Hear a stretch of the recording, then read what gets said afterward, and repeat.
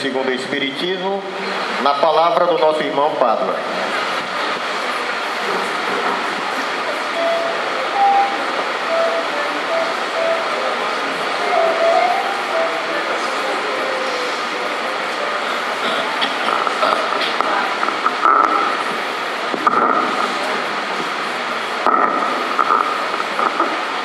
Minhas irmãs, meus irmãos, que a paz de Jesus, nosso Mestre maior, nos envolva neste momento. Lá no primeiro livro da Bíblia, Gênesis, está dito no capítulo 2, versículo 2, que Deus trabalhou durante 7 dias e no 7º dia ele descansou e a obra dele estava terminada. Este é um daqueles parágrafos da Bíblia, principalmente do Antigo Testamento, que nós não podemos entender ao pé da letra. Alguns estudiosos admitem que esse dia citado na Bíblia poderia referir-se às eras geológicas, mas não há como explicar da forma como está colocado que Deus cansou e descansou no 7º dia. Perante a lei divina, não podemos entender assim. Deus não cansa, como os espíritos superiores não cansam. Na verdade, apenas para complementar esse pensamento, nós temos visto que a própria geografia, ao longo dos milênios, tem nos mostrado que a obra divina não estava terminada, conforme está citado. Porque a própria geografia da época em que a Terra, os globos, o universo foi criado, já são diferentes. Com respeito ao nosso planeta, por exemplo, fácil verificarmos que muitas modificações de ordem geológica, de ordem geográfica, foram feitas. É só pegar-se um mapa mundi, por exemplo, e verificar que a África e a América do Sul eram ligadas, foram separadas ao longo do tempo, e por aí vai.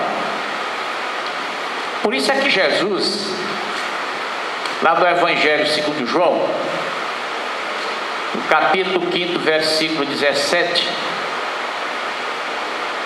ele diz que o Pai trabalha até hoje, e ele também. O próprio Mestre, dando-nos a entender que a citação da Gênesis não podia ser feita ao pé da letra, porque a obra divina não estava acabada. Então, hoje a ciência, a própria astronomia, mais especificamente, já nos mostra que a obra da criação não estava acabada ao final do 7º dia. Assim é que, no século XX, mais precisamente na década de 1920, o astrônomo americano Edwin Hubble descobriu que o universo continua estendendo suas fronteiras, que não existem fronteiras, não existem limites para o universo, para a obra da criação, conforme se imaginava. Então Jesus estava certo. O Pai continua trabalhando até hoje, e eu também. Daí Esse entendimento de que Deus descansou no sétimo dia está baseado em cima do decálogo recebido por Moisés no Monte Sinai, quando um dos mandamentos lá instituídos é guardar o sábado, ou seja, o sétimo dia, o dia em que Deus teria cansado e começou a descansar no sétimo dia. Pois bem, mas o que a doutrina espírita nos diz hoje, em termos de progressão dos mundos, que nós vemos aqui no capítulo 3, em o Evangelho segundo o Espiritismo, é que toda a natureza está subordinada à evolução, e que essa evolução ela se faz em duas direções. Há uma evolução física e há uma evolução moral. A evolução física é essa que nós vemos estudando a geologia, a geografia do nosso planeta, por exemplo, em que há modificações. Então, essa evolução física, ela continua se fazendo, e é sempre para melhor, não é para pior. Daí porque os Espíritos nos explicam que mesmo nessas calamidades terrenas que apavoram as pessoas, terremotos, maremotos, tudo isso obedece a um processo de progresso físico, embutido aí um progresso moral também, diante das mortes que ocorrem nesses fenômenos e das modificações físicas que o homem sempre aproveita para transformar para melhor. Assim é que ocorrem essas coisas. Tudo está subordinado à lei da natureza, que é a lei do progresso, e que está tão bem estudado na terceira parte em O Livro dos Espíritos, a lei do progresso. É só irem lá e estudarem como é que esse progresso acontece. Então, progridem os mundos, progridem os seres vivos. Os mundos obedecem à lei da natureza de progresso físico. Os seres inteligentes obedecem à lei da natureza, subordinados ao processo ou à evolução moral.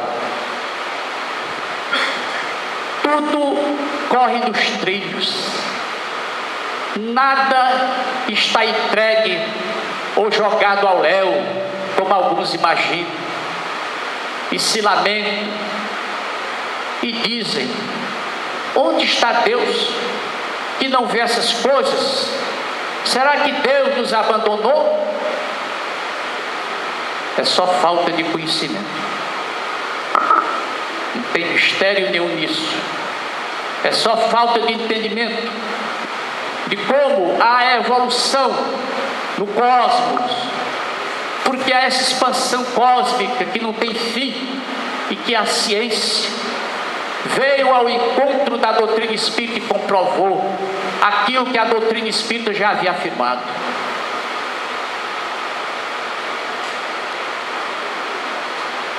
É bonita a história vista dessa forma.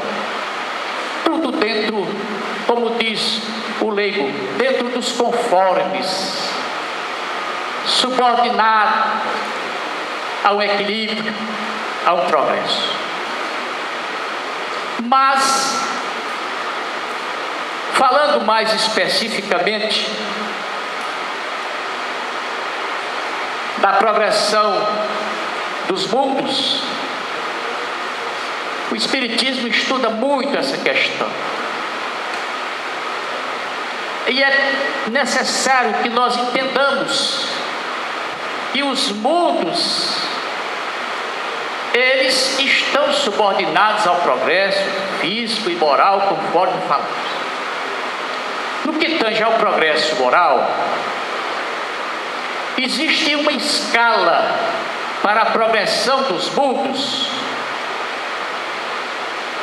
habitados. E os espíritos, quando passaram a Allan Kardec a lei divina, que engloba, que estrutura todo esse aspecto espiritual que rege essa evolução, disse que esses mundos progridem e que inclusive o nosso planeta, que é um planeta considerado de expiação e de provas, já está hoje numa situação bem melhor do que antes. Quando a gente fala isso, está passível até de receber muitas contestações, porque embora alguns sejamos saudosistas, e eu sou um deles, mas temos que convir que a vida hoje, com todas as dificuldades, com todas as incertezas, com tudo que nós vemos que parece um caos, imagine, ainda está melhor do que antes. Porque antes, aqui era um mundo primitivo, hoje já é um mundo de expiação e de provas. Estudando-se a história da humanidade, verifica-se que efetivamente há evolução. Quando não aquela evolução que nós desejaríamos do campo moral, mas a evolução em outros campos, campo da saúde, que é muito importante isso. Na Idade Média, a média de vida humana era 40 anos. Hoje, num país como o nosso, de quase terceiro mundo ainda, já está subindo gradativamente e já chega para a mulher os 73 anos. A do homem é mais baixa. Segundo as estatísticas, as mulheres vivem em média 5 anos mais do que os homens. Por isso que há mais viúvas do que viúvos. Se eu perguntar quantos viúvos tem aqui, poucos vão levantar a mão, mas as viúvas vai ter muita viúva. Por isso mesmo, por essa média. Alguns dizem assim, mas o homem não se cuida. Não sei. E nasce mais homem do que mulher, mas morre mais homem. Interessante essas estatísticas. Pois bem. Então hoje, com tudo que se vê de errado, nós já estamos no 2º grau de evolução moral. E há muito que evoluir em termos físicos terrenos, através da ação do próprio homem, embora muitos teimem em destruir ainda, mas já há muitas cabeças pensantes que trabalham para o aperfeiçoamento físico do globo, sem que venhamos a destruir florestas, sem contribuirmos para o nascimento de desertos, né? E assim por diante, sem poluição da natureza, que ainda existe em grande escala. Mas tudo isso evolui, está tudo subordinado a uma lei maior. Mas há momentos para isso, porque a evolução não dá saltos, essa progressão ela não dá saltos, é lenta, é gradual. Nós só notamos que há essa evolução quando nós comparamos a vida hoje com a vida em determinados períodos que ficaram para trás. Quando havia momentos, hoje a justiça, por exemplo, não é satisfatória, como nós queremos. Mas não esqueçamos que essa justiça, ela é feita pelos homens. E os homens embutem suas falhas nessas leis. Mas havia tempo, meus irmãos, em que não havia lei, praticamente nenhuma, para o socialmente deslocado na sociedade. Não havia a quem pedir, a quem implorar. Hoje já há, embora com alguma demora. Então, observando isso, verificamos que há progresso. Há progresso. Mas não é de um momento para outro. Ainda estamos pensando, daqui a alguns séculos, tem muita gente erradamente aí dizendo que vai ser hoje, amanhã, daqui a 100, 200 anos. Não é assim, não é dessa forma. Não sei. Quem escreve isso, não sei baseado em quê. Dizem que ouviram o Espírito falar. Precisa ter muito cuidado com tudo que se lê. Se publica tudo, mas precisa ter cuidado com o que se lê. Então, estamos em busca de um processo de regeneração. Mas com essa humanidade que temos hoje na Terra, no nível moral, de médio para baixo, vai demorar muito tempo ainda. Até chegarmos ao mundo em que o bem supere o mal. Hoje o mal supera o bem. Nos mundos de expiação e de provas, é assim. Mas não há motivo para desespero, porque já viemos muitas vezes a esta terra, e aqui teremos que voltar muitas vezes também, para nos matricularmos nessa escola, que é a maior de todas as escolas, que é a maior de todas as universidades, ao nosso alcance, que é a vida que temos na terra quando encarnados. Ela nos ensina muito. Alguns recalcitram, mas haverão de um dia compreender e renovar-se. A dor é conselheira e ensina muito. Lamentavelmente, é através da dor que quase sempre temos que evoluir. Não era para ser assim, mas é quase sempre. De forma, meus irmãos, que essa mensagem que os Espíritos nos trazem sobre a progressão dos mundos é uma mensagem que deve ser vista por todos nós com a certeza de que vamos chegar a esses estágios de vida que almejamos. Porque o próprio Jesus nos disse a respeito disso, como eu tenho repetido tantas vezes aqui, para que nós botemos na cabeça e compreendamos isso para sempre. Não esperemos o reino de Deus nas coisas exteriores, vindo daqui, ou dizendo ele está aqui ou acolá. Porque acima de tudo, o reino de Deus não vem a aparatos exteriores. Porque o reino de Deus está dentro de cada um de vós, disse Jesus. Somos nós que construímos o reino de Deus dentro de nós. Ele não vem de fora para dentro. Ele é criado dentro de nós. Exteriorize-se nas nossas ações, de forma que vamos fazer a nossa parte. Façamos a nossa parte. Nos vejamos interiormente. Procuremos nos modificar. E aí sim, alcançaremos com mais brevidade esse plano de paz que todos nós almejamos. Muita paz.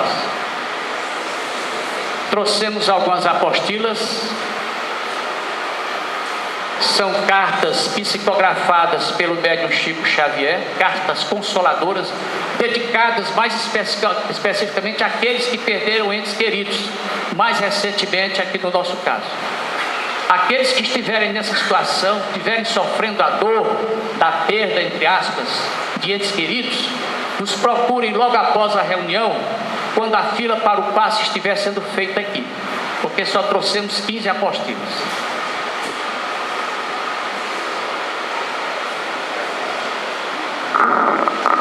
O coral vai cantar a música, página 16, A Paz.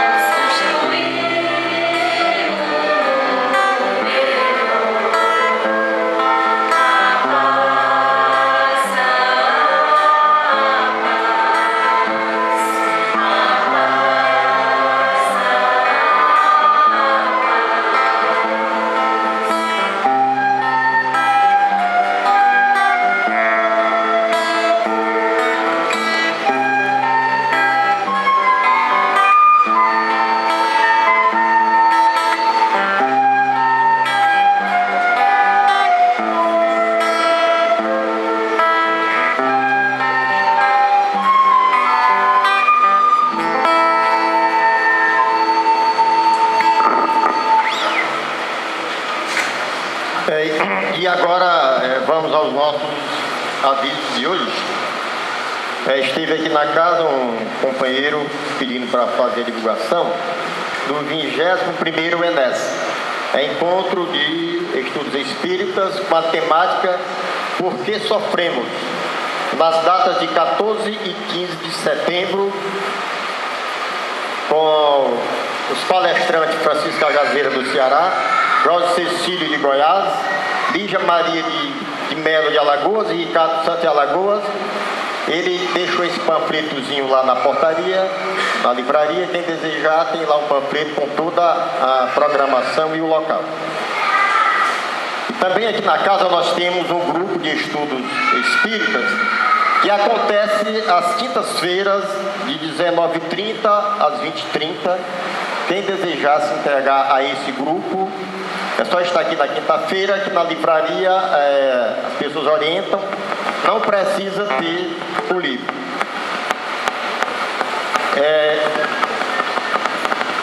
Também vamos divulgar aqui o Êxodo Lar, o Evangelho do Lar, em que às quartas-feiras, às 9 da manhã, orienta as pessoas como fazer o Evangelho no lar. E também vamos dar aqui a relação das palestras públicas restantes do mês desse mês. No dia 21, que é uma quarta-feira, Por que amar os inimigos? Palestrante Osman. Sexta-feira, 23, tema Princípios Espirituais e Agente da Vida, com o palestrante Andrade. 28, quarta-feira, o tema O Verdadeiro Médico, com o nosso irmão Pádua. E sexta-feira, dia 30, o tema Relações Humanas no Centro Espírita, com Rosana.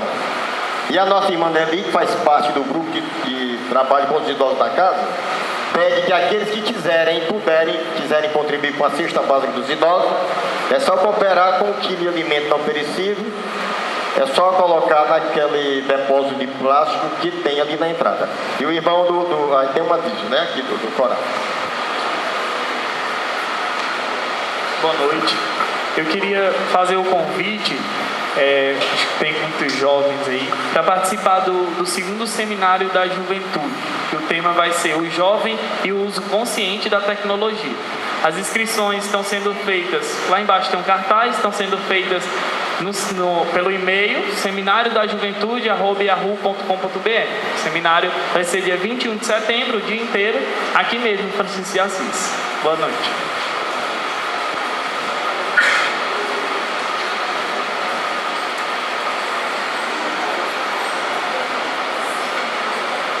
Logo após a prece final, acontece o passe, e a gente pediria a todos os irmãos aqui presentes que aqueles que estiverem com necessidade o passe não é obrigatório, né? O passe é quando a pessoa sente que está necessitando do passe. Então, aqueles que forem ficar para o passe, a gente pede que permaneçam sentados nos seus lugares, que a gente, eu e a nossa irmã Nelly, vamos organizando de 20 em 20 pessoas pela ordem que eles estão nas cadeiras. Então, a gente pede para não sair e ficar, que a gente vai ajudando a organizar, dando prioridade aos idosos, as pessoas com criança de colo e as pessoas com necessidades especiais. E agora a nossa prece final com a nossa irmã Nelly.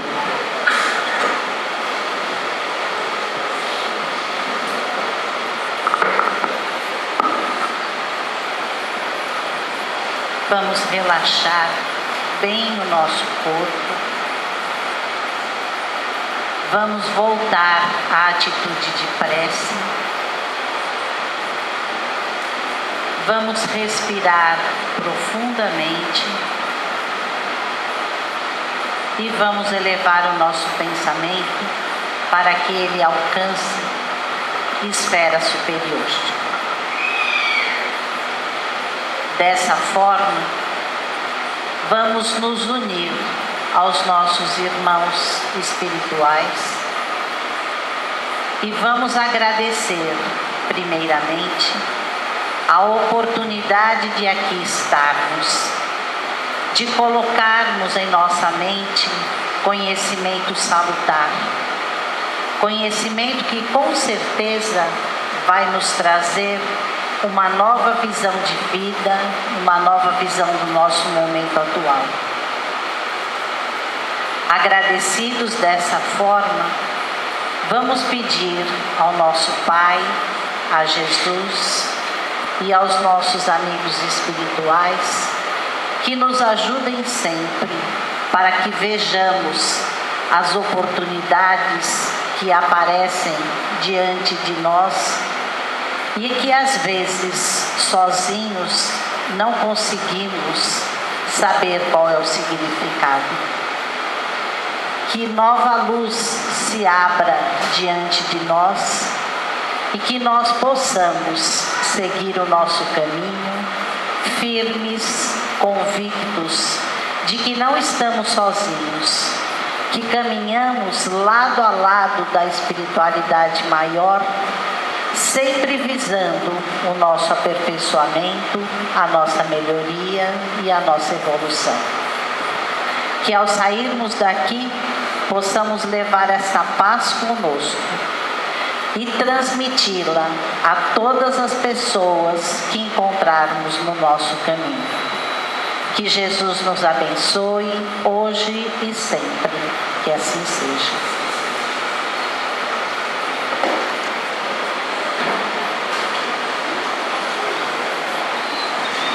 Na página 11, a barca.